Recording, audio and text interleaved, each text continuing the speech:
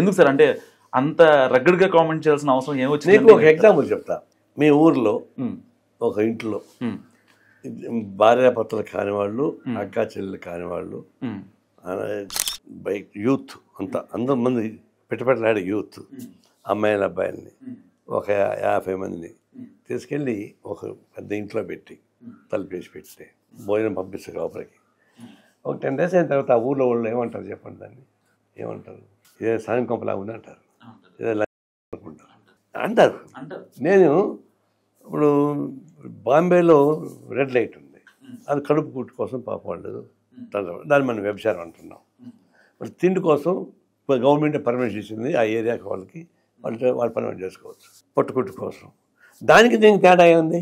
వాళ్ళు పట్టుకుట్టు కోసం వాళ్ళు చేస్తున్నారు, మీరు లోపల ఆడేసి పెట్టి వాళ్ళు ఏమేం చేస్తారు మీకేం తెలుసు. దాన్ని ఆ కల్చర్ని తీసుకొచ్చి ఇది సందేశం ఇస్తుంది, ఈ సమాజానికి మంచి చూపిస్తుందంటే ఏం మంచి చూపిస్తుంది చెప్పండి? కాబట్టి ఇది చెడు సంస్కృతిని పంపిస్తున్నారు.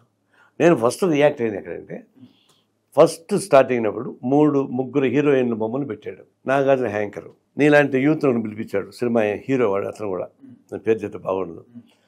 ఈ దీనిలో ఏ అమ్మాయిని ముద్దు పెట్టుకుంటావు, ఏ అమ్మాయితో డేటింగ్ చేస్తావు, ఏ అమ్మాయితో పెళ్లి చేసుకుంటావు అని అడిగాడు. అతను ఈ అమ్మాయిని ముద్దు పెట్టుకుంటా, ఈ అమ్మాయిని డేటింగ్ చేస్తా, ఈ అమ్మాయిని పెళ్లి చేసుకుంటా అన్నాడు. అంటే వాళ్ళు సినిమా యాక్టర్లే పాత వాళ్ళు. నాగార్జున ఇంటి కూడా సినిమా యాక్టర్ ఉన్నారు, వాళ్ళ పేర్లు పెట్టుకోలే, వాళ్ళ బొమ్మలు పెట్టలే, వేరే వాళ్ళు పెట్టాడు పాపం. నేనంటే బహిరంగంగా ఒక కుర్రోడిని 3 అమ్మాయిలు ఎట్లా ఎంగేజ్ చేయాలో నువ్వు చెప్తే ఆ సంఖ్య ఎట్టపోతుంది కిందికి?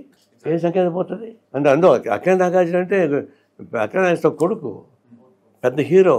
అంత అంత అంత నీకు సమాజం నీకు విలువ ఇచ్చింది.